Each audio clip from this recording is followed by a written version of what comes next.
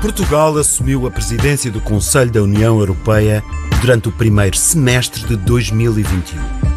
É a oportunidade para promover uma agenda atual para a União Europeia, indo ao encontro dos cidadãos europeus, das suas ambições, dos seus interesses e assuntos, dos desafios globais que têm impacto nas suas vidas. É um reencontro dos Estados-membros numa altura de extrema importância para a coesão e solidariedade da equipa europeia em torno dos seus valores, metas e objetivos de crescimento. As transformações que se fazem sentir em todo o mundo e nos afetam a todos merecem da União Europeia respostas sustentáveis, responsáveis, globais. A presidência portuguesa vai destacar a forma global e integrada com que a União Europeia responde aos grandes desafios da modernidade. A Europa social, a transformação digital, as preocupações ambientais, a abertura a outras regiões do mundo.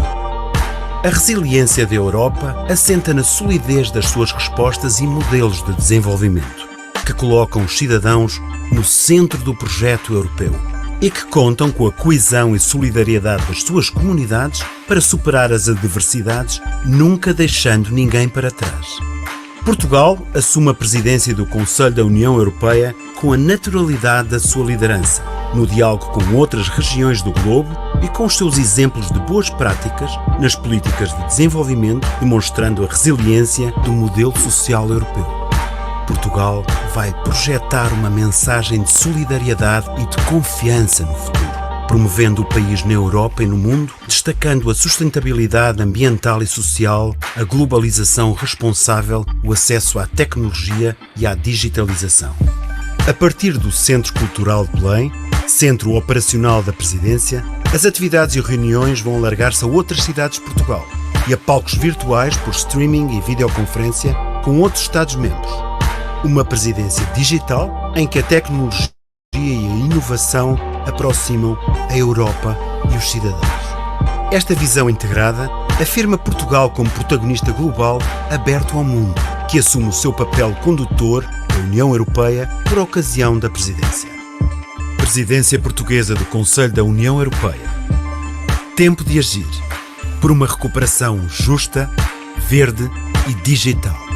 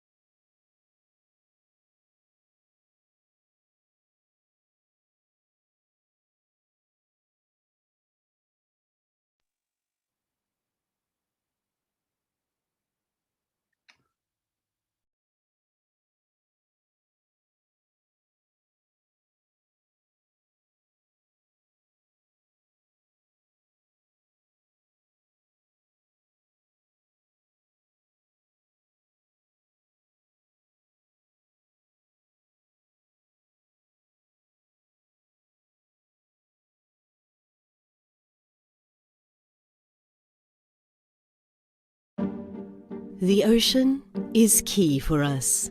Life would not exist without it. And yet, we are damaging it. Designing policies for ocean sustainability requires accurate observations and scientific information. We cannot do the science that is needed and the observations that are needed to sustain the Atlantic ourselves. No one nation can do it. Building on the success of the Galway Statement, various countries decided to connect their initiatives to support a massive transatlantic cooperation.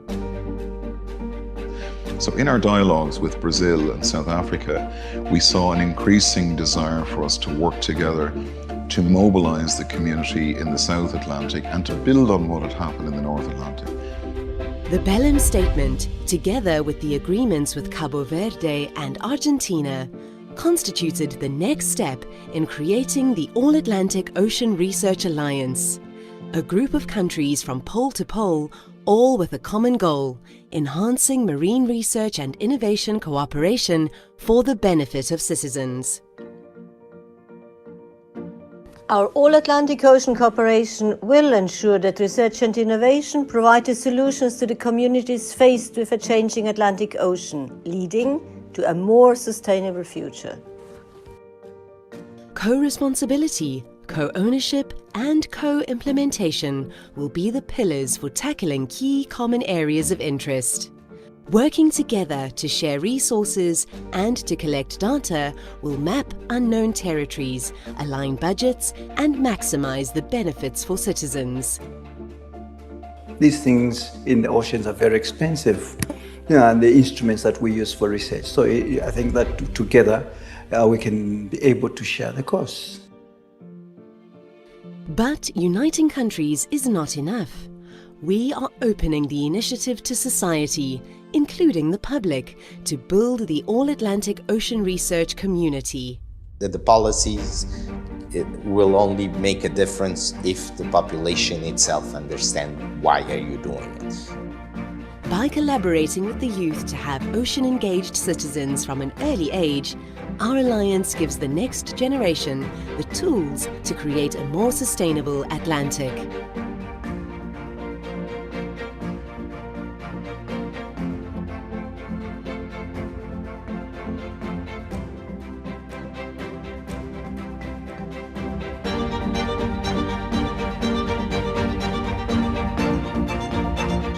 There's a very good African saying that says, if you want to go far, you go alone. If you want to go further, you go together. So join us and help make our Atlantic a better, bluer place for all.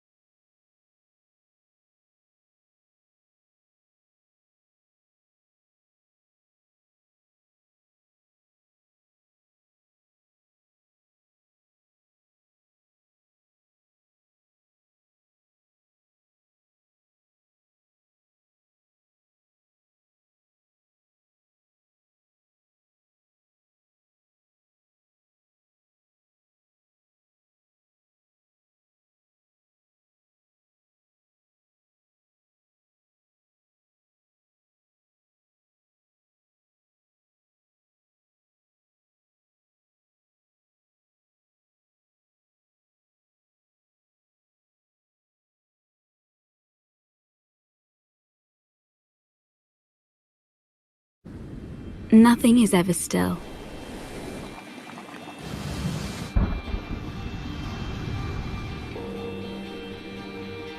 There is this flow that we need to surrender to.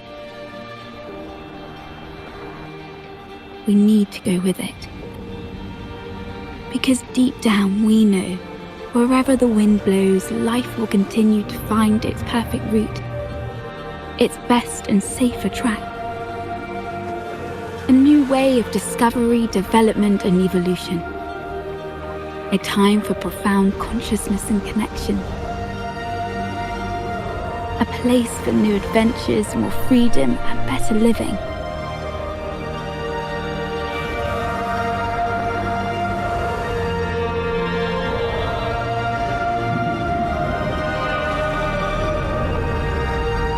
Azores, safe by nature.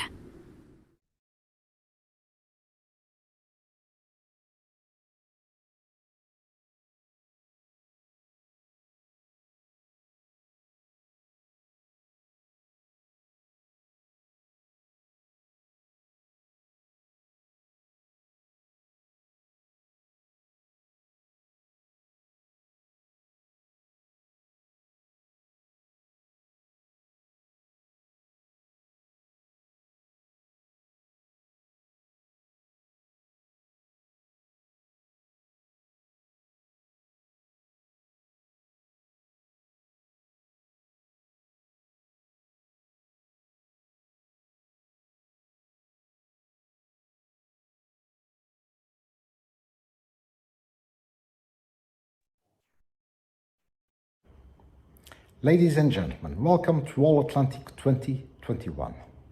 It is a privilege for our region and for the government of the Azores to host this international event that gathers ministers and stakeholders from around the globe, as well as researchers, the academic community and the civil society. Today, we place the Azores on the map of the Portuguese presidency of the Council of the European Union, a moment that gives us pride given our Atlantic and Europeanist vocation. It also coincides with the Azores presidency of the Conference of the Presidents of the outermost regions, having the ocean as one of the strongest links on our Union, which allows us to strengthen and add more purpose to the Atlantic dimension of the EU, whether in terms of security, defense, or international diplomacy. From the outset, the government of the Azores embraced this initiative along with the Ministry of Science, Technology and Higher Education, the Ministry of the Sea, and with the support of the European Commission. In the next 2 days, we will have an interesting discussion and promotion of cooperation in research and innovation in an international high-level conference involving ministers of research and innovation from the Atlantic and EU member states, along with the presence of experts to leverage the Atlantic cooperation from pole to pole. The success of All-Atlantic 2021 will depend on 3 objectives, which the organization has listed: connect, act and cooperate. Only through a wide network, which is intended to be increasingly rich, will it be possible to act around the preservation and enhancement of the ocean on a scale of international cooperation. On behalf of the government of the Azores and as the host region, we would like to thank you for your presence and hope that All-Atlantic 2021 will be an initiative full of conducive work that will promote research and innovation from pole to pole. Thank you.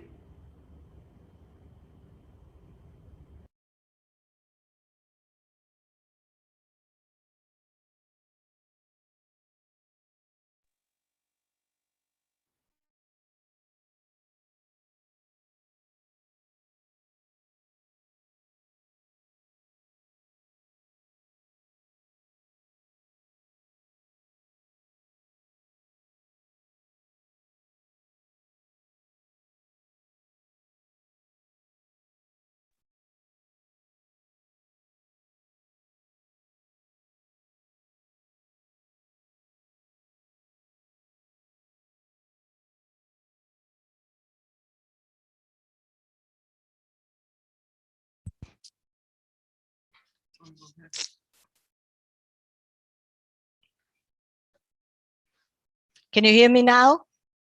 Yeah, good. So we start again. Good evening, good afternoon to all of you connected, and welcome to this panel session. I'm Sigrid Gruber, and I have been working for the European Commission for many, many years. In that capacity, I also had the privilege to work with the two keynote speakers of these panels and with some of the panelists. A big thank you to them for joining me, for joining us. We all know that we need to act now to ensure that our ocean and waters become healthy again, will be restored. We also know that for that to happen, we need to rethink our stewardship of the ocean and waters. How can we ensure that we all, our friends, our neighbors, our family and colleagues, people, wherever they live, understand the important role that the ocean plays for our survival and for Earth's survival? How can we overcome this emotional gap that exists between people and the ocean, and what actions can and need to be taken forward to achieve this? These important issues were discussed as part of the ongoing scoping of the Future Horizon Europe Moonshot mission, Healthy Ocean and Waters, or Mission Starfish, as we will hear in a moment. And I'm very happy that Mr. Pascal Lamy has been able to join us. Mr. Lamy is currently, amongst many other things, but he is the chair of the mission board, which advises the European Commission on this future mission. I warmly welcome you as one of our two keynote speakers to set the scene for the panel discussion. Pascal, the floor is yours. Thank you, Siggy. Good evening, afternoon, morning, wherever you are. I will try and share a few thoughts with you all, stemming from our experience in the Starfish mission on our theme of tonight, which Siggy Gruber has already floated, and which is this issue of this emotional gap between people and what we now call in our Starfish mission the hydrosphere, which is not just the oceans, but other aquatic systems which we know are very closely linked into a holistic system of water, whether salted, fresh, up on the surface or down, including in deep depth. So we start from the first slide, please, which is this conventional wisdom where we started from, which is that there is a need to overcome the emotional gap between people and oceans. The assumption being that one of the reasons why populations, public opinion does not care enough about the dramatic degradation of our oceanic systems is that basically they don't care. They don't care because they don't know. They don't care because they don't feel. They don't have a feeling that there is something there happening that has to do with life, which is in danger, not just what's within the oceans, but what's around, including us. Now, that's conventional wisdom. The reality may be a bit different, although there still is a problem. The reality may be a bit different. When we interacted with many public opinion representatives, stakeholders, people who were recruited random in many of the European countries, in order to feed the work of our Starfish mission with input from people, not just experts, not just scientific people, not just NGOs, not just officials, ministers, business, we realized that in reality, many European citizens are aware of the unhealthy state of our hydrosphere. Of course, there are differences between regions, unsurprisingly, populations living nearer to the shores where there are shores, and we have shores in many, not all, European countries, care a bit more than people inhabiting urban centers. But yet, overall, the feeling that there is a problem is there. What is more surprising is that it's not so much a gap of knowledge, a gap about people don't caring, it's about a gap of people feeling unable to do something about this. So the reality, what we found, and this is based on many, many surveys and interactions, people are frustrated, they are sorry, they are not happy with the fact that they don't know what to do.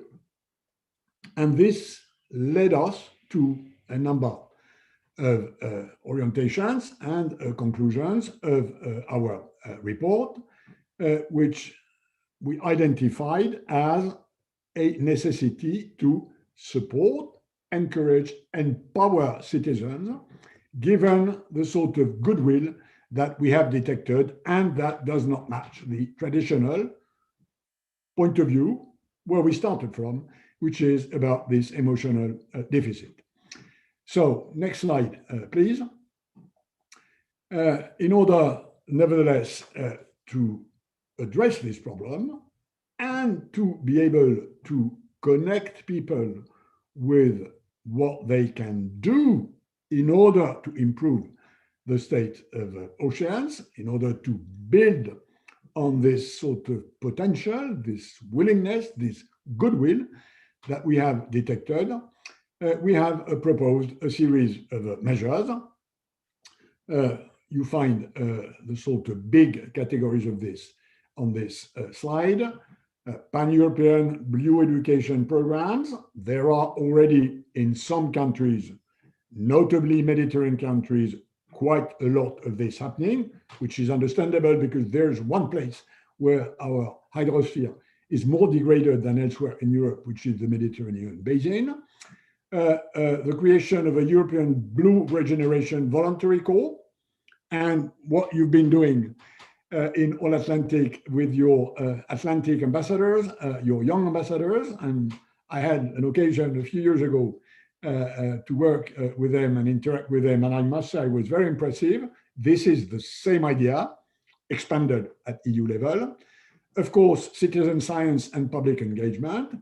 There are now possibilities, notably with digital systems and new applications, to associate individuals to the construction of science through data systems, which citizens can feed, can bring. It's sometimes a bit complex because of nomenclature questions, but this is now much easier than in the past, and artificial intelligence can help us overcoming a number of nomenclature problems.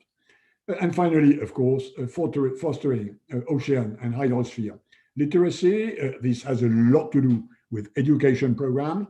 This is not surprising. We've known that for a long time, especially, of course, in schools for kids, in lower classes, because kids have a sort of emotional relationship to animals which are living, to plants, which is higher than adults. And this is somehow an optimistic view of what could happen.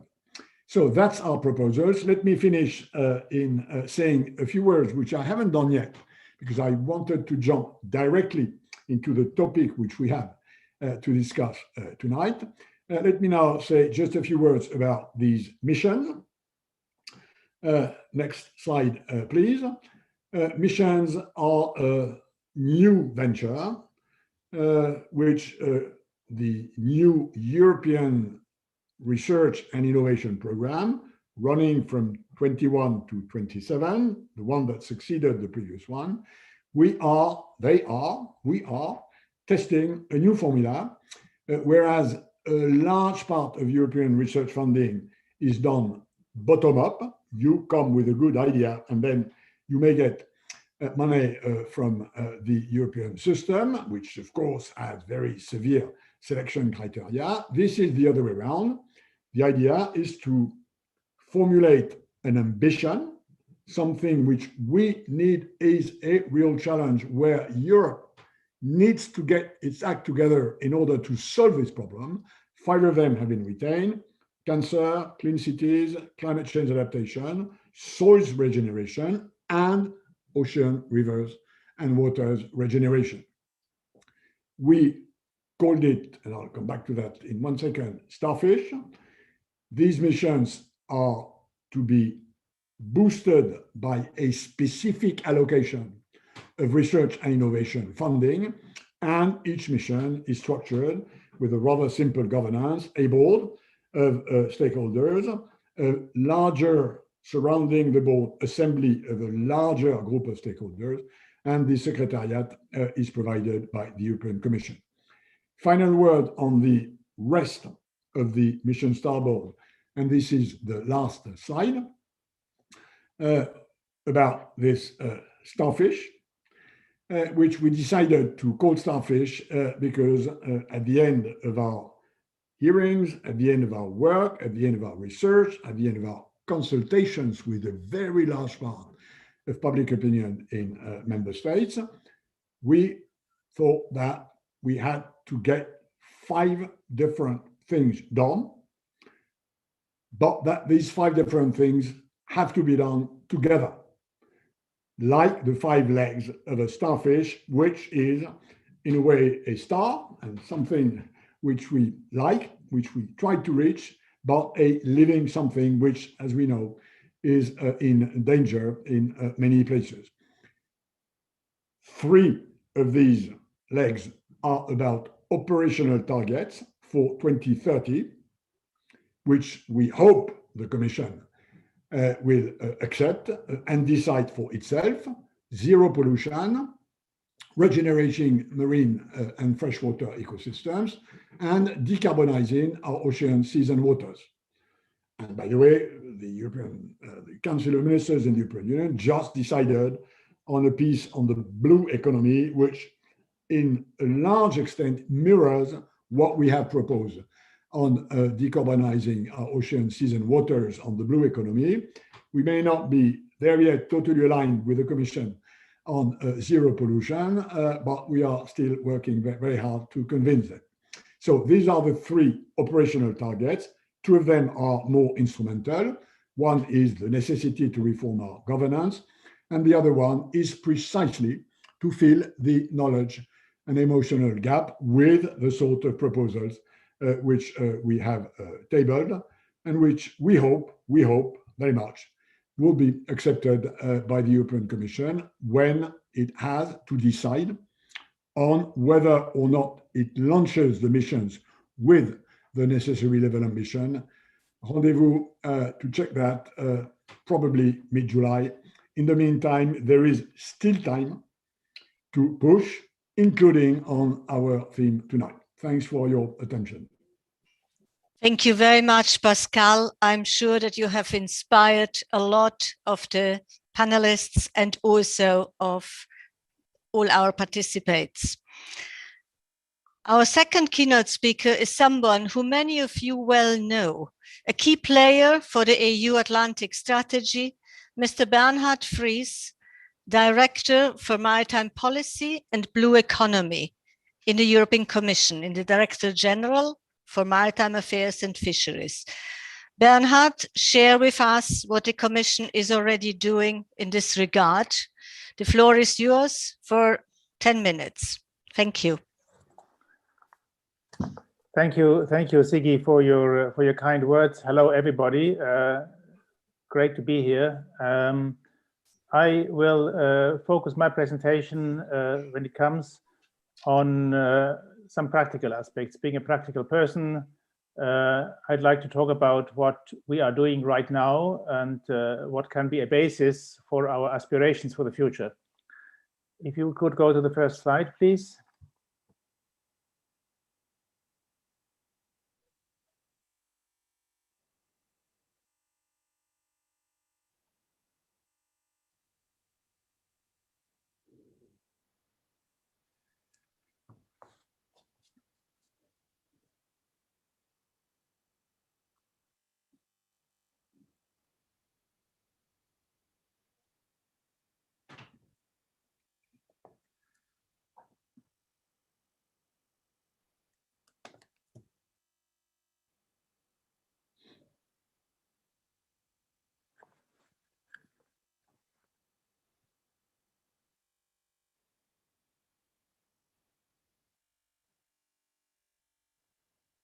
Thank you. That's wonderful. Thanks a lot. I'd like to start with that beautiful quote and perhaps share a thought on the issue of the emotional disconnect. My personal impression is that when I speak to many young people and my own kids included, I see very little of emotional disconnect with our environment, with the huge concern about the climate crisis that is descending on us, apparently inevitably, about the ocean environment. You can ask whether this is a disconnect that perhaps is more prevalent in other parts of society, not least at the level of decision makers and big business, and those who have been largely responsible for some of the calamities in which we are. So what can we do? What can we do? We can do two things. We can inform. We can try to give the tools for learning, for education, for knowledge, and we can try to find tools to empower engagement and participation. And if you'd like to go to the next slide, please. And one obvious way of fostering engagement is citizen science. It's engagement of citizens, of people in science, as we say, science for the people, by the people. There are no limits for the creativity and for the initiative of citizens who care about the oceans and who are ready to take action and initiative. And there are no limits to the technical and technological possibilities how this can be done. Many of these examples on this slide are smartphone apps, not only, but many of them. This is a huge potential source for urgently needed data. It is activism at the beginning, and it can evolve into a hopefully almost systematic research and science cooperation between scientists and citizens. So this is something that indeed the mission Ocean, the mission Starfish can build on. There is a rich level of initiative already out there. Next slide, please. Then ocean literacy. So we have coined this term of ocean literacy, and what does it mean? Very briefly, it's for us, it's a key concept in the way how we should organize our governance of the oceans. We need to govern the ocean. We need to take responsibility for them. It is two things. It's creating a connection to the oceans, and it is empowering a conscious and informed decision making on the oceans. So literacy is a requirement. I'm someone who comes from a mountain region. I'm not an ocean person. I come from a landlocked country. One of my favorite countries is Switzerland. And if you know Switzerland, you know that Switzerland lives off direct democracy, on citizens deciding things, co-deciding things. You know how the Swiss got there? They got there through education. They invested in education to make their governance work. That's what we need to do for the oceans. Right, so could we go to the next slide, please? I'd like to start perhaps on the practical things we do with our support. We support the EU for Ocean Coalition. It has, at this point, 115 founding members. And these are ocean professionals, these are researchers, these are NGOs, these are aquaria, these are policymakers, these are media, these are from all walks of life. We have a Youth for Ocean platform that is set up with 133 founding members, 77 at this point of time young ocean advocates. And these are basically young people who have an inspiring ocean project going, anything from organizing expeditions to sailing projects to arts and crafts, anything you can imagine. And we have a network of 36 at this point blue schools from 13 different countries who engage their pupils and their curricula with the seas and with the oceans. And that can take many shapes and forms, like learning from fishermen and many other ways. The first of these blue schools we certified as a blue school last week or 2 weeks ago at the European Maritime Day. Commissioner Sinkevicius gave that certification. Next slide, please. Then what are we organizing? We are organizing a series of 5 ocean literacy events in each of the 5 European sea basins, as you can see. The first one was held last month, 2 weeks ago, in Den Helder, in another European Maritime Day. You can see some figures here. We had 20 live events. We had 11 young ocean advocate project pitches. Really, really interesting if you had a chance to join. We had 1,157 participants coming in, many, many views. And this is something that brings people together, inspires them, and proliferates the initiative amongst many of the participants. Next slide, please. I spoke about the European Maritime Day, which is one of our, I would say, a handful of European headline events throughout the year. But there's another component to that, and that is what we call the European Maritime Day in my country. And that is a truly European thing. And it's not a thing that is in any way organized by Brussels. The only thing we do to support that is give them a few logos and pens and bags and promotional material. These are spontaneous activities. This year, more than 230 local events all over Europe. You see the map with the different starfishes in different places. You can see that on the Azores, we had quite a number of events as well. With this year, more than 50,000 people participating. That is Europe at its best. It's a European spirited initiative. It's done locally, it's done spontaneously, and it is inspired by the oceans. And the activities you see there, they're anything from beach cleaning activities to art exhibitions, to workshops, to guided tours, to nature reserves, and so on and so on. Move on, please, to the next slide. Then Make Europe Blue, that is our advocacy campaign. We are all connected and we're all responsible for the oceans. And so this is basically a campaign that invites you, me, citizens, everybody, to make inspirational personal pledges about how we're going to preserve the oceans. We launched that. This was launched actually by the Ocean Literacy Coalition at the European Maritime Day 2 weeks ago. And if you move on to the next slide.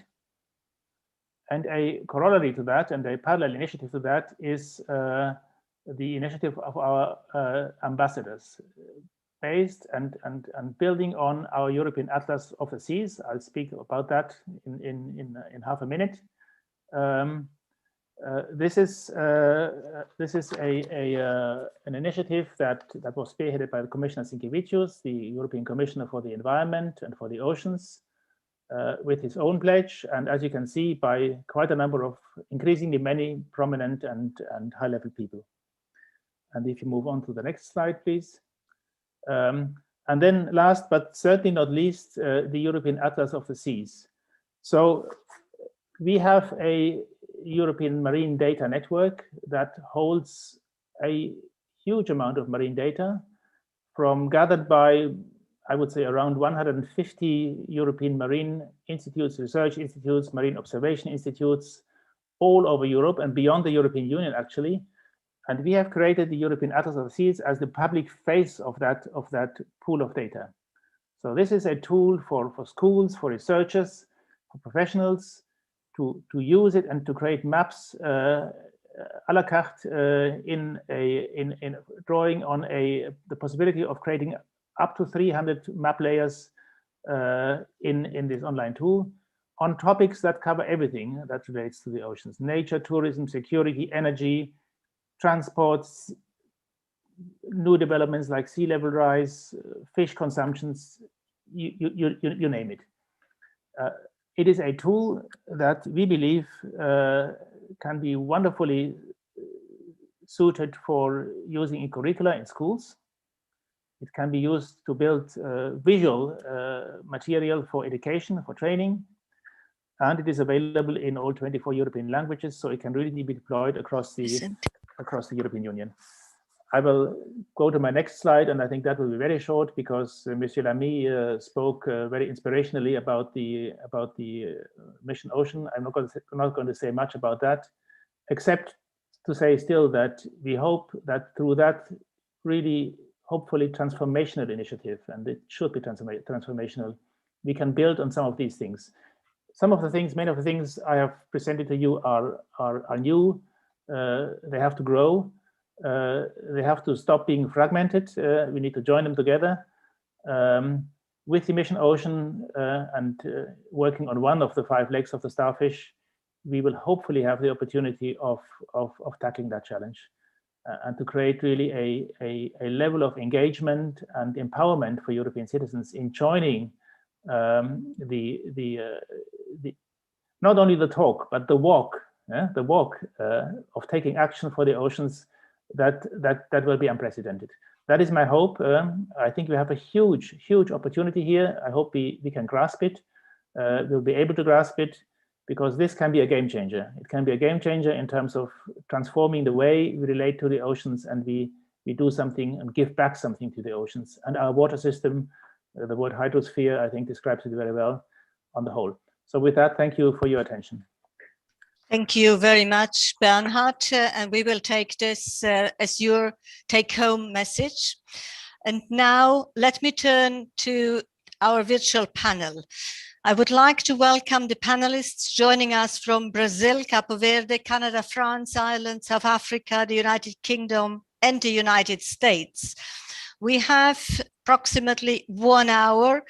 All panelists will share their insights in a short, brief statement, maximum 4 minutes.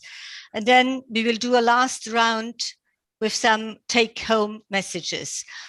We will also produce recommendations. We will record this panel and we will share the slides if you both, Bernhard and Pascal, consent to that. And thank you very much to both of you. So I'm starting now, and I'm actually connecting the European youth ambassadors now that Bernhard presented with our All-Atlantic Ocean youth ambassadors. I'm starting with the one from Brazil, Julia Biscaio Zamoner. How do you think we could use different ways of communication, and in particular, what action could we take? What strategy could we develop to overcome the emotional gap? And what role do you see for the young people? Julia, the floor is yours. Thank you, Sigi. I hope you are hearing me well. Yeah. Okay. Yes. It's a real pleasure to be here today discussing how we can bring the ocean closer to people. Communication is a fundamental and powerful tool when we want to transmit an information, a message, regardless its nature. And to really transmit the message we need to understand the context of the audience we want to reach, and to adapt the information to a language that they will understand. We cannot use the same language for different audiences because it's not going to work. And in my opinion, this is one of the main causes of the emotional gap with society. Scientific information is usually transmitted in a language with scientific and technical terms that many audiences do not understand. And to understand information is the first step towards protecting something, because we only protect what we treasure and we only value what we understand. So to overcome the emotional gap, we first need to overcome the communication gap. A great strategy to get the most of the powerfulness of communication and make important information about the ocean accessible and inclusive is to use storytelling, for example. I have learned a lot about it in the IOC training, Understanding the Ocean for Media and Press. And there they highlighted how explaining the importance of the ocean, for example, to a community that economically relies on fishery would be much more successful if we explain that, telling the story of some fishermen, showing their daily routine at the ocean, how they are connected to, it depends on the ocean, and how impacts such as pollution or climate change would affect those fishermen and therefore the entire community. The key is to communicate in a language that will be understood and to use characters that the audience will identify with, so they understand the information and create an emotional bond, feeling belonging and responsible. So it's really important that we try to practice these skills or even create partnerships with those who already have them in order to improve our communication and engaging capacity and to effectively transmit the message we want to. I believe the youth has a fundamental and powerful role in communicating the importance of the ocean to different audiences and in overcoming this emotional gap with society.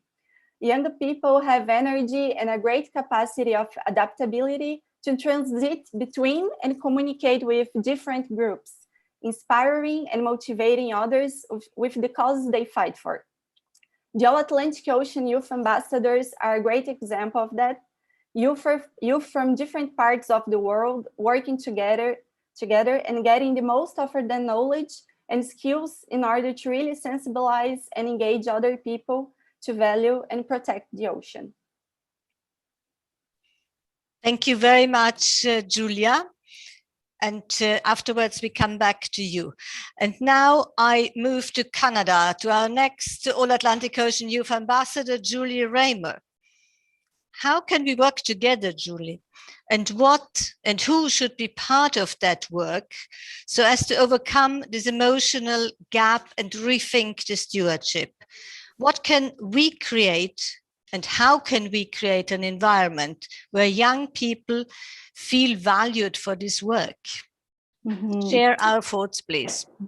I'm going to answer this in two parts. Hello, everyone from Canada today. My name is Julie Reimer, and I'm an ambassador representing Canada in the All-Atlantic Ocean Research Alliance.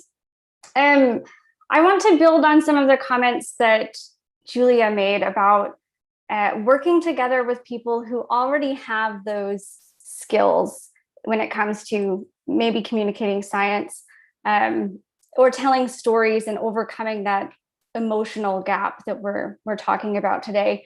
When we talk about ocean stewardship, what we're talking about is something that has to be an all hands on deck endeavor. It's going to take a lot of us to pull together. And I'm going to make the assumption that most people that are listening in today are either scientists, researchers, bureaucrats, people working with government. And I'm really excited to see us having this conversation, but I see us having these conversations over and over and over again in our closed circles, in these spaces that are hard for other people to come into, and not just the everyday person, but other types of organizations, nonprofit organizations, even small charities that really do already have these skills. So for me, when we're thinking about working together and rethinking stewardship, we need to look to these organizations that are experts in doing this. There are all sorts of local, national, international groups who really live and breathe not just oceans, but also stewardship. And they're organizations who know how to do this work and how to bring people in and how to help people really become stewards of the oceans, particularly the things about the ocean that matter to them.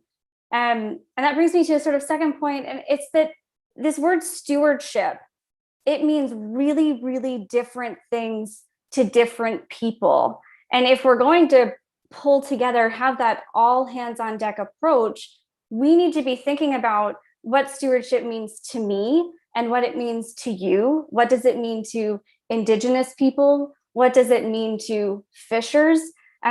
Because they're all slightly different, or sometimes really very different.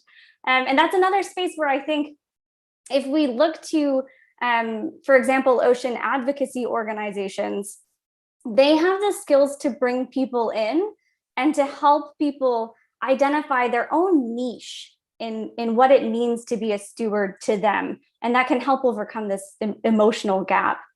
And then the second part of this question is about youth and young people. And how do we make young people feel valued? And I wanted to just take some space today to talk about that youth engagement needs to be more than just a checkbox. It's really an ongoing practice of integration and making sure that youth aren't just a voice at the table, when we're having conversations, but youth are actually part of solutions and implementing those solutions. So I see a lot of events where it's framed as experts and youth, or stakeholders and youth. And I think that's a way of highlighting that youth are present. But when I see that as a young person, it makes me feel as though my contribution is less than. I am an expert in my own experience. As a PhD candidate, I am an expert in my area of study. I am a stakeholder. Young people are about to inherit some of the ocean's biggest challenges ever.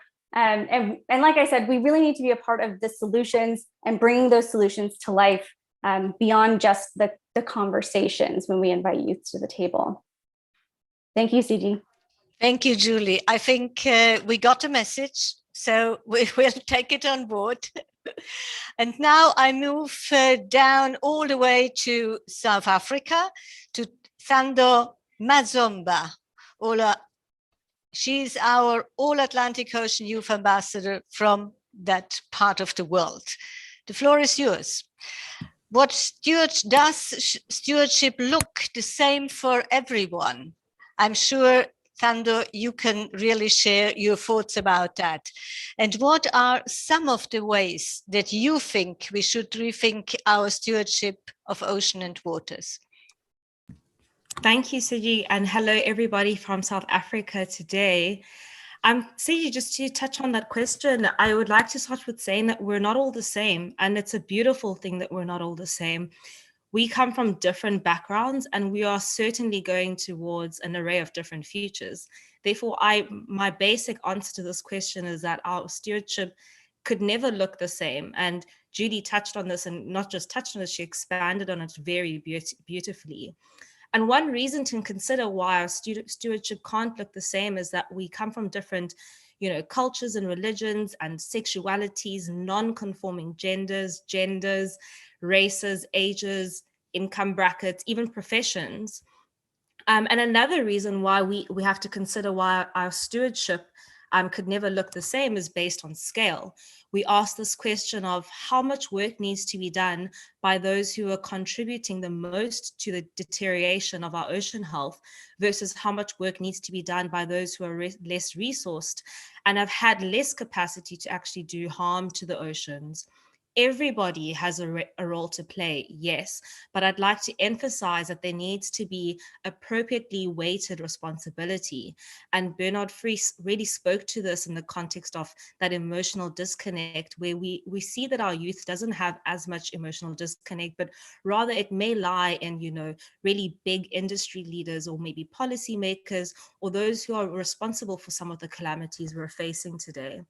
And so stewardship both looks different and it's also at different scales. I go back to the first reason that I spoke of, and I use the example of using cross-disciplinary actions to create transdisciplinary knowledge. Scientifically, stewardship could look like an increase in global collaborations.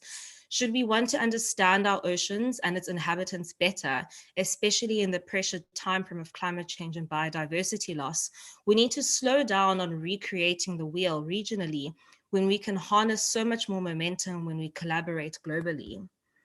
Outside of that scientific realm, it's also important that we're open to knowledge that is sitting outside of the traditionally accepted scientific criteria, which includes Indigenous knowledge.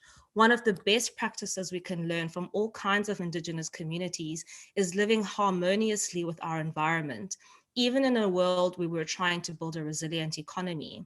A principle which is taken by many Indigenous communities is that the health of our society is a reflection of the health of our natural environments. Another way to look at this is that the wealth of our communities is measured by the health of our environments. Simply, this means that there needs to be a behavioral shift where we, specifically in how we define our profit, because for far too long, we've been exploiting our natural resources in efforts to meet the bottom line, and this is simply not sustainable. And so we need to shift our definition of profit to align with the health of our natural environments. The second point that may lie outside of the scientific criteria is knowledge that is community specific and knowledge that can only come from the community itself. if we look at this from a maybe regional example, we look at how different countries, different regional communities experience climate change at different levels.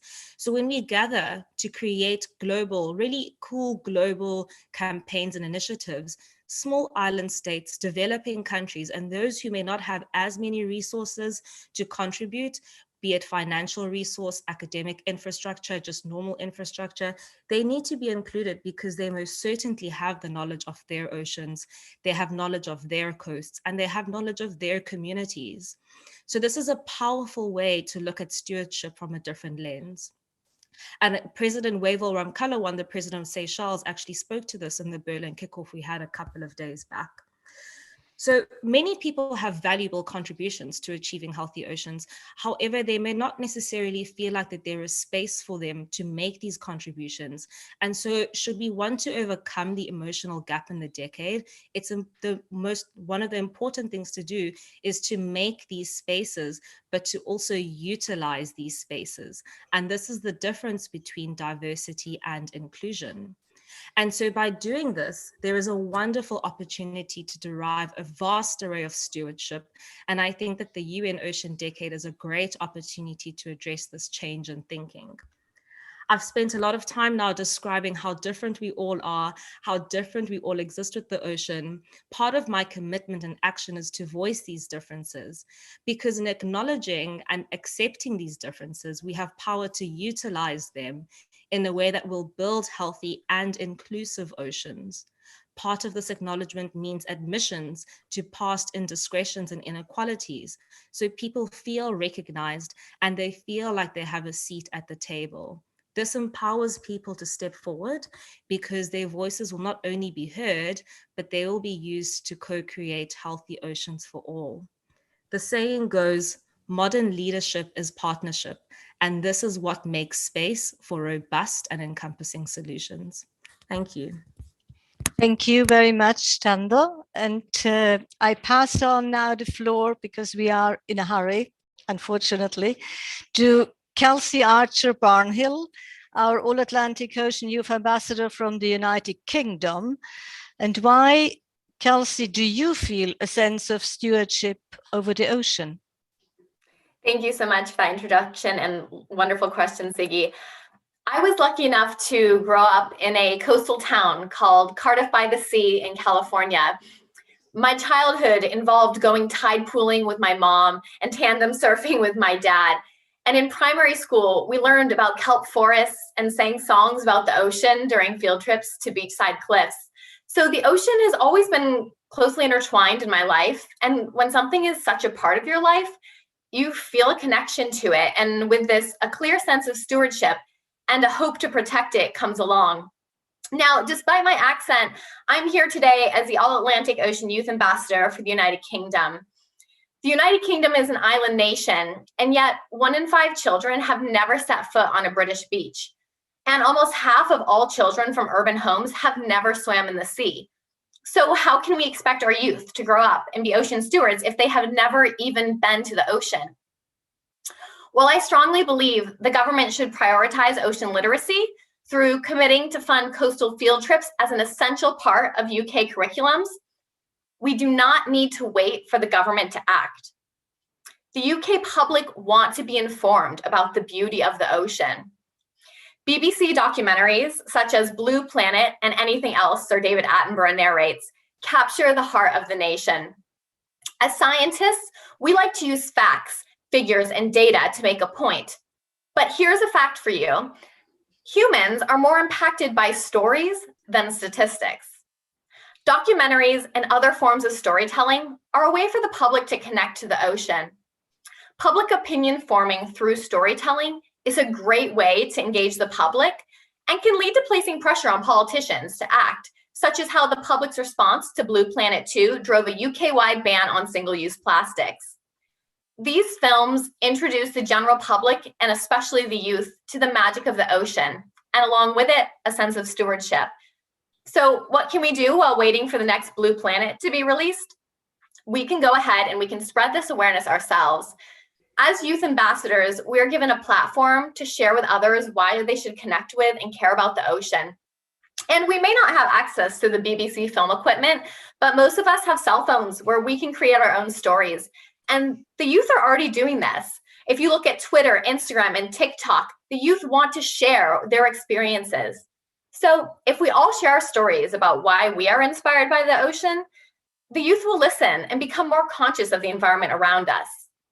And hopefully, through watching these ocean stories on their screens, they too can feel connected to the sea, even if they aren't the ones fortunate enough to grow up walking around and physically exploring tide pools. Thank you so much. Thank you, Kelsey. And now I move to France. Francois Galgani, our specialist on marine litter. Francois, young citizens in marine pollution studies, is that just cleaning the beaches? Are the current curricula or training opportunities adequate for the purpose of rethinking our stewardship for the ocean? And what would you suggest and offer as actions, as concrete actions? The floor is yours. Thank you, Siggy. Good afternoon, good morning all. Happy to join and speak on marine litter and what we could do, I would say. So we understand all that we are different. We are from different origins. We are at different levels of education. But in fact, the social demand is sometimes the same. And reacting to that, there may be the same way, I would say. And the reason is that we have, common concerns. So if you see the example of plastic pollution, for instance, the reason is that, marine litter is everyday's life. It's simple to understand, it's concrete.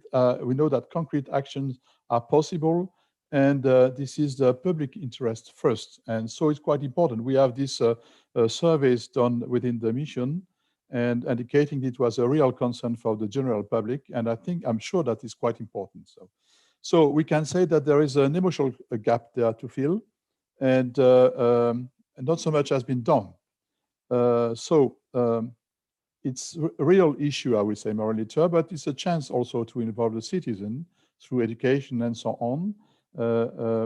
We have then a pollution problem, and we have also the other side, political context. We have, for instance, an agreement at the global level under UNEA discussion with a probable convention to come. We have already existing monitoring, largely supported by regional sea conventions, but also sometimes by citizens. We have scientific initiatives and institutions, not only, in Atlantic countries, but worldwide, I would say. So the science is there. We have data collection frameworks in Europe, but also within G20 and so on. And in between, the social demand, the science and monitoring and policies, we have the citizens. And this is where we have to act. So it's not just only education, not just only cleaning the beaches, but I would say that not only cleaning the beach, we have many of us littered. And, but what is important is the involvement. It's the real involvement in science. The people participating science. And so I think that there is actually enough maturity to put all these initiatives together, monitoring, governance and so on. And that will be done with the support of citizens, involving them, especially the youngs, because they are in charge of our common future. And so this is the perception I have from the...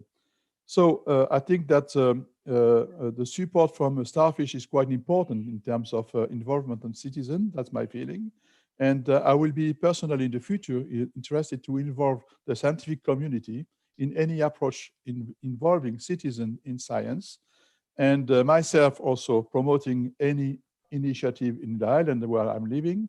And I think that altogether, anywhere impossible without the citizen, that will be possible to go further in science monitoring and also reduction measures. I would like to, promote the kind of, there will be some discussion about the plastic pirate initiatives. And this is exactly the kind of initiative that are very important for scientists because they may bring a lot of information and then really contribute to science. Thank you very much. Thank you, Francois. Yes, tomorrow there will be the Plastic Pirates live here. The school kids go to the beach and collect plastic samples. I move now to Maria Gazala from the Universidade de Sao Paulo in Brazil. We just heard about plastic and marine litter, but there are other thematic areas I think, where you still face a big problem and a lack of understanding about what the Atlantic Ocean holds for society. So what advice could you share to strengthen the youth ambassadors and young practitioners' role and work in this area? Maria, the floor is yours. Thanks, Siggy.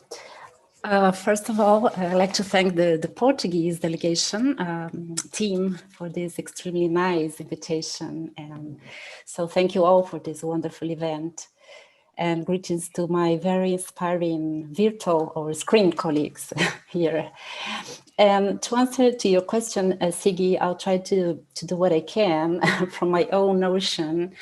And the largest gap is on ocean resources, I believe, especially food resources, which also includes, in my view, the marine people and resource-dependent communities and all their cultural heritage and resilience that we have a lot to learn from. And I'm happy that our host today is a country where seafood is so important and culturally. And I can imagine that public perception is so important on the blue diets can be evident there. However, it's not the case everywhere, right? You know, there are often misinformation and misunderstanding around blue foods and the needs for sustainable harvest and communities' roles. Not everyone knows, for example, that ocean micronutrients can be produced in ways that are more environmental sustainable than terrestrial animals source foods, for example. And we can't imagine some sort of blue growth without fish. While it is clear that industrialization is compromising oceans' potential to provide more food. But the ocean's contribution in eliminating hunger and malnutrition can be really a key one in a post-COVID world. But as in land, it may be a question of access rather than quantity. This is where much needed action is in my own perspective. And by blue foods, I mean fish, invertebrates, algae, and aquatic plants captured or cultured, and their vital role in food and nutrition security for billions of people. As I said, a cornerstone of the livelihoods, economies, and cultures of many coastal communities and native people all around the world. Also important to mention this potential in building healthy diets. I like the healthy oceans and healthy people approach, and many of the micronutrients that can help prevent maternal and infant mortality, stunting, and cognitive deficits can help reduce obesity and other diseases.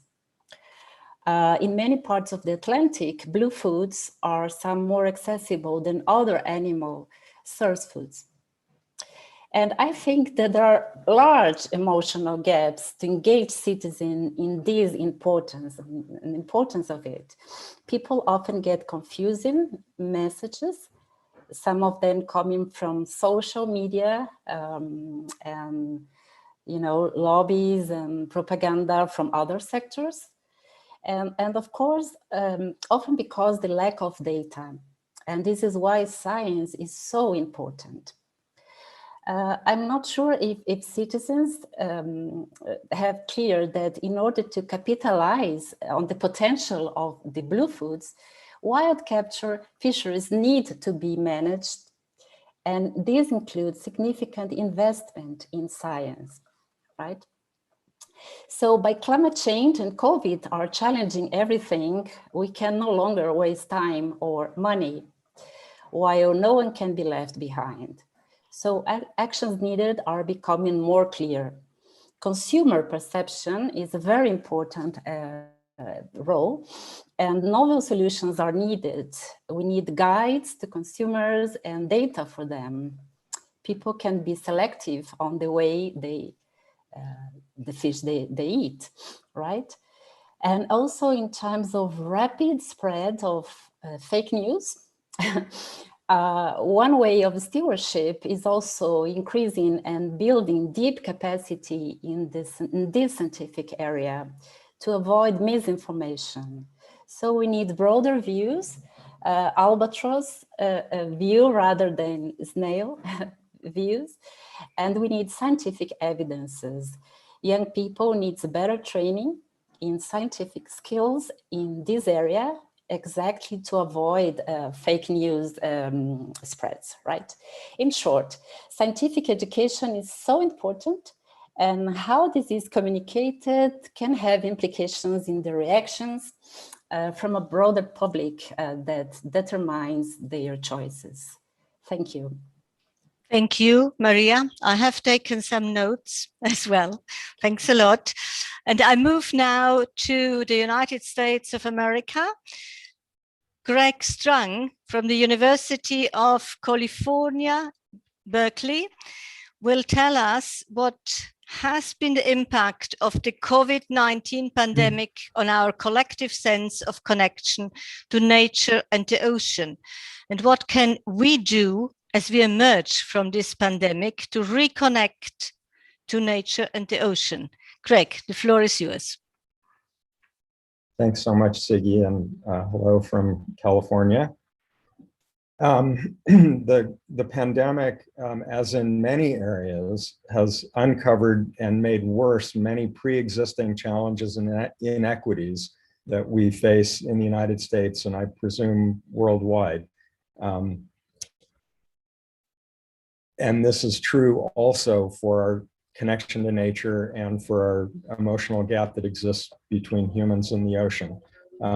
As a result of the pandemic, with sheltering in place and people being indoors and socially distanced, combined with the effects of climate change in California, we had wildfires, all resulting in people staying indoors almost exclusively for months at a time.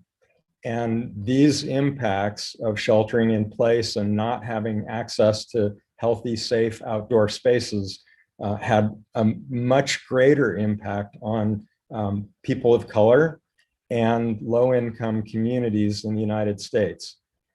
Many communities of color and neighborhoods where Black and Brown and Indigenous people live were explicitly and intentionally designed not to have access to local parks and community areas where people could safely enjoy the outdoors. So the impacts of isolation and being inside and being tied to screens had a severe impact on people of color to a greater extent than the white community in the United States. Within our schools, we all now are aware of the tremendous learning loss that took place as a result of schools being closed and education being virtual and online. And it has not been as well documented or described that learning loss is the worst in science and math, even greater than in language arts studies. So that's another aspect of our disconnection from the natural world. And the learning loss in the United States was considerably greater during the pandemic, again, among communities of color. Where students, Black and Brown students, were much less likely to have in-person learning experiences during all phases of the pandemic, and that's still true today. In addition, the outdoor learning industry has virtually collapsed in the United States. The organizations that provide outdoor learning experiences and field trips for school groups, et cetera, almost entirely closed down. And the students that missed those school-based field trips to outdoor areas were over 60% of them, again, were students of color. This is particularly devastating because access to the outdoors is a remedy for the damage and the trauma that was brought about by the pandemic. We know that COVID transmission is over 100 times lower outdoors than indoors. Kids are safer, healthier, more engaged, learn more outdoors. and that being outdoors lowers anxiety, improves social and emotional health and learning, and fosters connection to nature and connection to the ocean. There are decades of research that demonstrate that exposure to nature is vital to the physical and psychological well-being of children and contributes to their intellectual and social development in ways greater than almost any other single factor.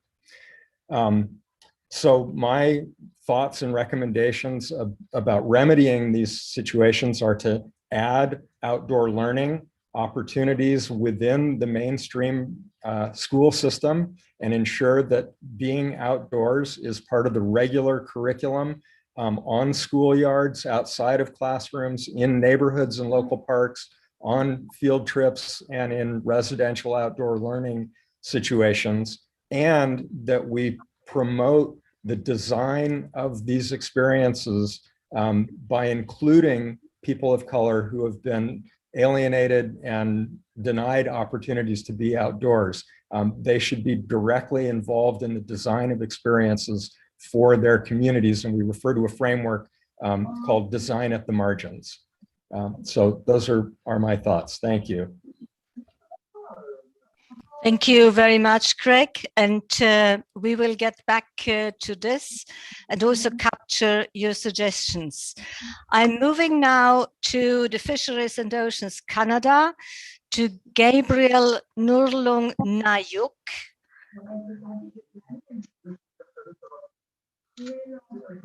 Apologies, my video was off. Good afternoon. Yeah. Good afternoon. The floor is yours. And what do you believe that we can learn from the Inuit and their relationship with the ocean to help society as a whole to overcome this missing connection we have been talking about? The floor is yours, Gabe. Thank you, CG, and good afternoon. Very much appreciate people around the world. So my thoughts are that being in Northern Canada, Inuit have a lot to say of our ocean. We are all connected. Most of us are in Northern Canada, Inuit. We live just by the sea. We are very much maritimers or marine people. It's just at our doorstep, within 100 yards. The Inuit culture, we have a very strong connection to the ocean, both for source of food and means of transportation, pretty much, except for few shrubs and whatnot. So we have to really rely on what the sea and the land provide. We learn about the oceans from a very young age, from our parents and our hunting partners, and mostly from the elders passed on. This allows for the exchange of traditional knowledge, and in turn it builds the attachment to the ocean and how the ocean works in terms of tides, what sort of food is available from where and which season. So in thus, we become part of the ocean, and we need to take care of the ocean and the ecosystem. This knowledge can also be shared with others, including the scientific community and the managers, and thus the whole world. While there may appear to be differences between the two knowledges, however, with good communication and truly listening to each and every one of us, including what Inuit have to say, we can often find that the traditional knowledge and the scientific community, what is trying to say, we are not too far apart. And we are, most of the time, we're getting pretty much saying the same thing. So my key message is, as previous speaker, to the younger people, are very young, at a very young age. And this will instill an interest and passion for the ocean. And secondly, to ensure clear communications, including listening attentively, to bring science and traditional knowledge to understand the ocean's ecosystem. Thank you very much. Thank you, Gabriel, for really sharing how you live up in the far north. We can learn a lot from what you said. And now I move back to South Africa, to Rian Cedras from the University of Western Cape. Rian, the floor is yours. Thank you, Siggy. I think you forgot to ask the question. Sorry, yes. So can you please tell us how a closer connection with society would help us to achieve survival for a healthy planet, but more importantly for our own health? And how can we really mobilize and show society the benefits of a healthy ocean? So share some examples, please, with us. Thank you. Yes, thank you for that question. So I often find myself scrolling through social media, and I just saw in the chat that Gary Kindelan said that, oh, oops, he took something from this meeting and he posted it on Twitter. But that's society, and society often are trending the things us as scientists often don't really would like to do. And so there's that joint efforts that will really start connecting people with science with the ocean. So we can find people sharing about their island events, but if there is a oil spill, then the whole world will say #save our oceans, right? So these are the things that often now connect society in that way. So I believe society are often connected, but it's the balancing of ensuring that connection that is needed, especially in certain parts of the world where we just saw the previous speakers speak about cultural and ancestral knowledge. Where these things have prevailed, we can see a clean and healthy ocean. So going to an area like Thando has highlighted is telling someone to stop cutting down mangrove forests, when that exact mangrove forest is actually used to build his house for his own survival. So we need to then provide alternative sources of ocean resources in this sense, to empower people rather than trying to enforce our views as policymakers and as scientists. Otherwise, people will quickly see us as people that come around and just make promises at the end of the day.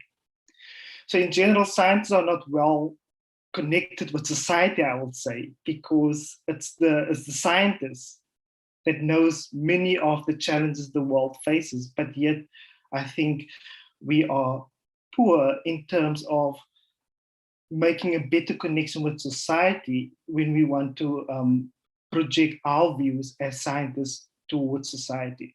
So some might be more and some might be less in this space.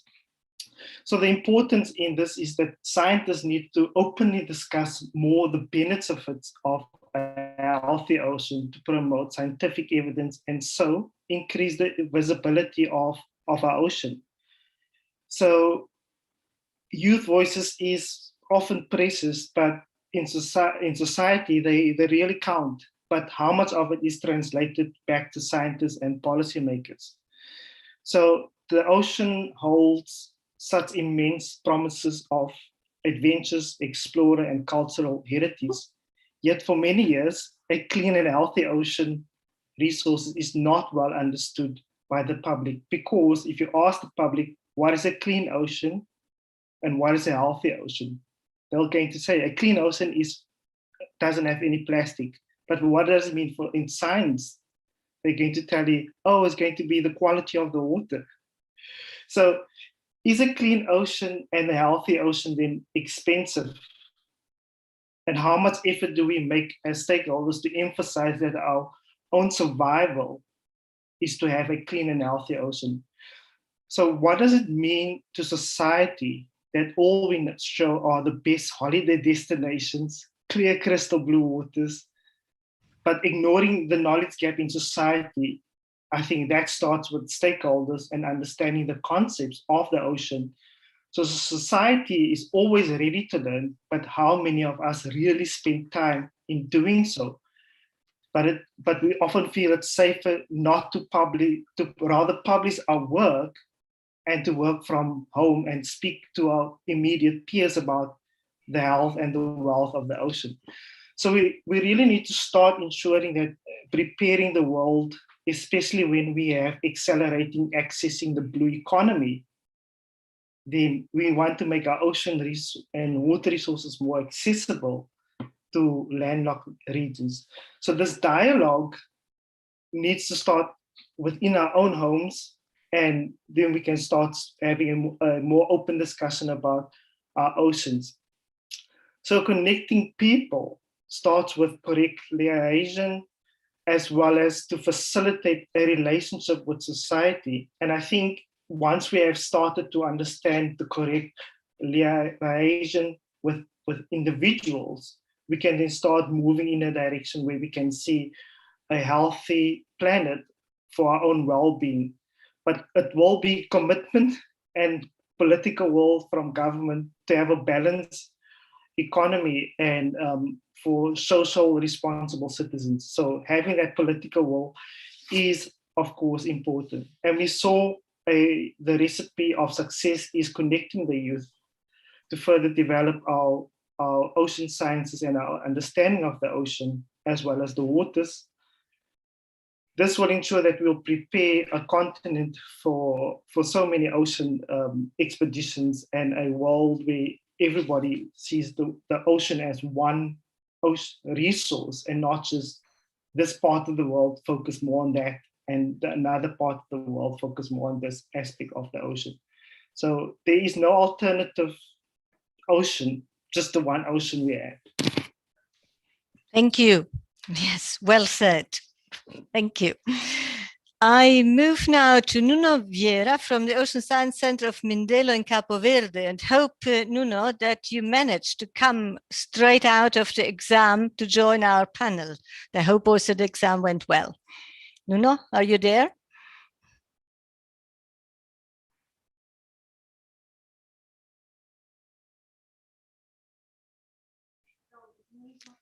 No, is not there. We know that he had an exam. So we move now to our next speaker and hoping maybe that Nuno manages actually to get back to our panel. And I am very pleased to now give the floor to Peter Heffernan. Peter, you are someone who was there at the very start of the Atlantic Ocean Research Alliance, and having listened now to all our contributors, the great contributors, is there any additional point you would like to add? Please, the floor is yours.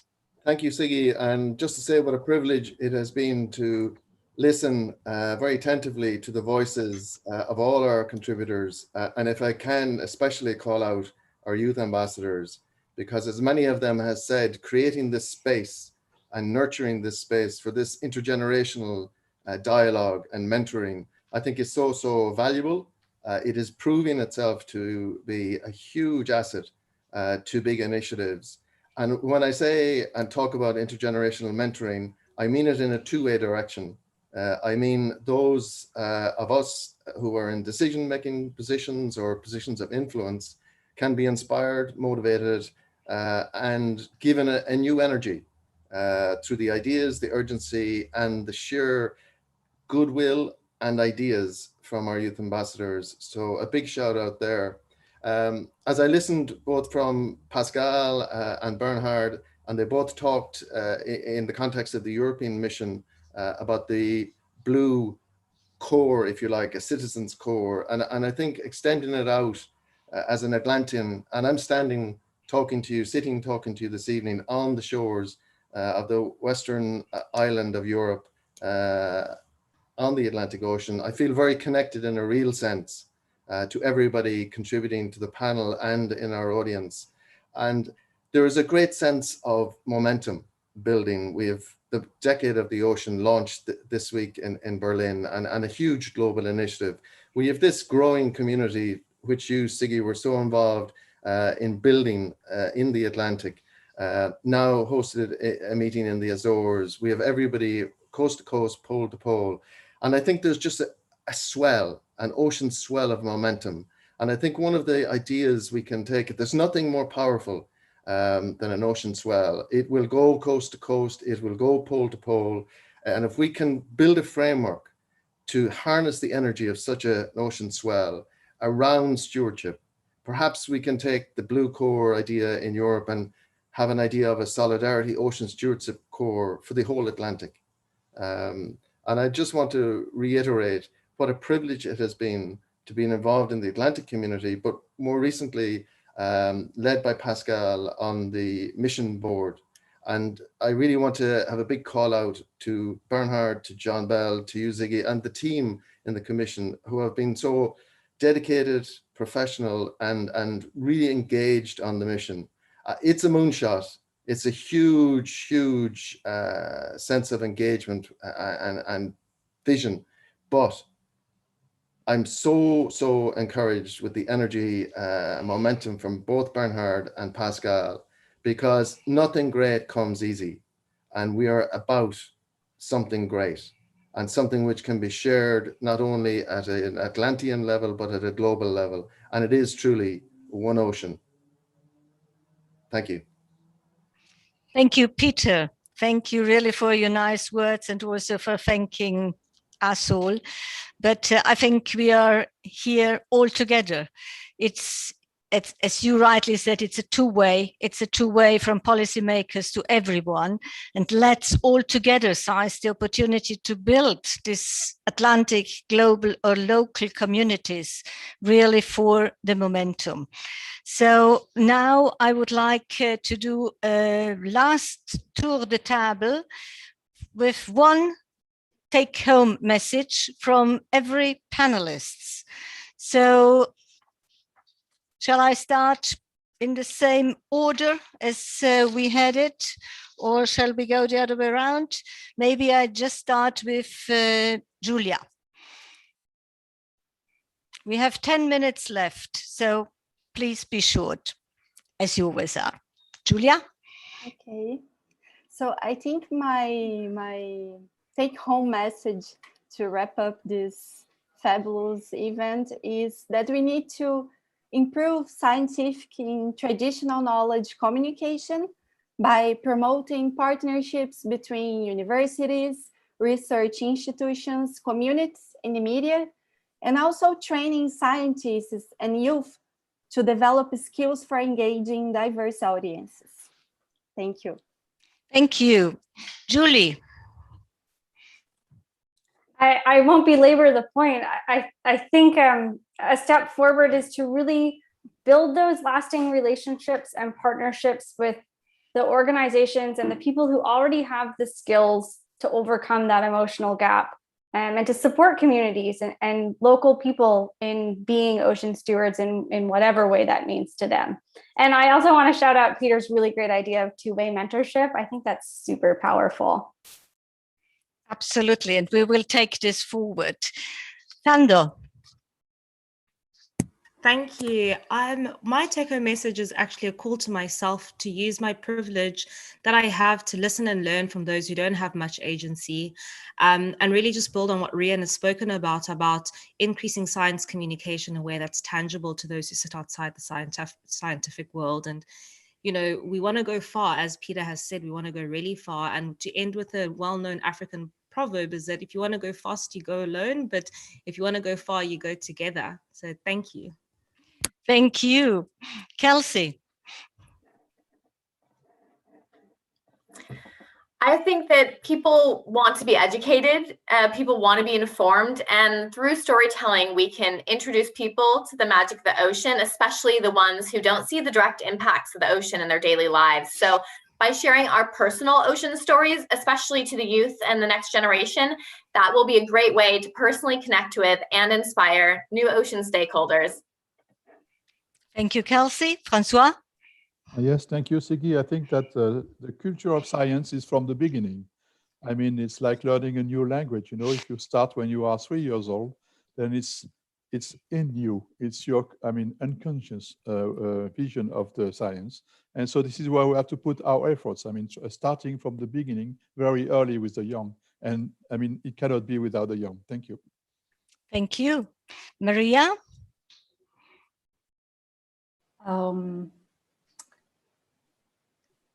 Sorry, may I venture to advise youngest, just for exchanging perspectives? Then I'll quote Mark Twain. You can't depend on your eyes when your imagination is out of focus. So first, the people who do the most are the people who allow themselves to imagine the most, including in science. Without active imagination, how can we create anything interesting and transformative to citizens? Second, limit less and study more. Go deep into the issues out of fashion or where there are controversies scientifically. And third, be comfortable with looking different. I mean, you don't need to wear a Save the Oceans t-shirt to really become a steward. You can do so also by increasing your scientific skills in sustainable use or in integrated assessments, for example, or even demystifying fake news, and especially on blue foods. Thank you. Thank you. Greg? I would like to close by saying that I think that our chances of overcoming this emotional gap at the scale that is necessary are not very good if all the solutions that we're proposing are being designed by a small subset of the community that we're trying to reach, and that we need to overcome the challenge of a largely white-led movement. And as Thando implored us to create a more inclusive, more equitable, more just leadership for this movement, so that solutions are being designed with and for the communities that are the most vulnerable. Thank you, Greg. Gabriel. Yes, thank you. I really appreciate this, and I hope the gap between traditional knowledge and the scientific community will work together. We're all in it together. Thank you. Thank you. Rian? Yes, so take-home message: ocean resources of monetary value have the potential to unlock employment opportunities, tourism, markets to sell, and infrastructure development. So when we engage at the community level, we must make sure that at least 75% of community role players are present. That includes local leaders, government, NGOs, and school educators. Thank you. Thank you. I am looking whether Nuno, meanwhile, could join us. Nuno, are you there now? No? If not, Peter, are you still there? Peter, it has been for me as well such a fantastic journey together with you. So I give you the last word of this panel before I wrap up. Thank you. Very briefly, let's create this ocean swell. Let's not miss this once-in-a-lifetime opportunity. We have an all-Atlantic community We have a decade of the ocean. We have, in my opinion, over 3 decades of experience tell me that we have a unique alignment of political stars, and we have a diverse, all-inclusive community to work with. So let's build this momentum. Let's never look back on our lives and say we have missed this chance, because this chance is our only chance. Thank you. Thank you, Peter. I think you are so right. And if I look now at all these fantastic statements, your thoughts, all what you shared and wanted to share, I have taken a couple of take-home messages for myself. First of all, to listen.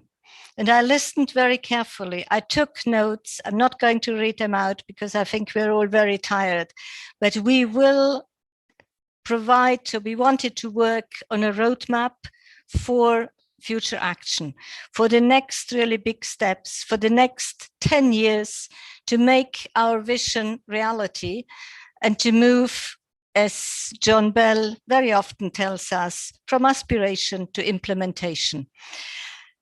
Partnerships are so important, partnerships at all different levels, and as well the full integration of all type of knowledge, scientific knowledge, traditional, indigenous knowledge, different type of languages, different type of messages, but tailored really to the listeners. And again, it comes back to listen. We need to start very early so that everyone gets involved. We might have to look into different type of governance and to take this forward as well, really invite different people to join us. Go out, talk to the fishermen, bring the messages back home into the people's home. I think this will be make a really great difference. And to take the words from Peter, this ocean swell, I think you gave us something to do, Peter. And with that, I would like to thank Pascal, I would like to thank Bernhard, I would like to thank all of you young ambassadors, the older ones, and the Middle Ages, all your fantastic panelists. It has been really, I'm so honored that I could really guide you through with my questions. And we hope that you really join our journey also in future. Thank you very much. The big event goes on tomorrow, so we hope to see you all also tomorrow. And we wish you a nice afternoon, evening, whatever and wherever you are. Thank you. Bye-bye.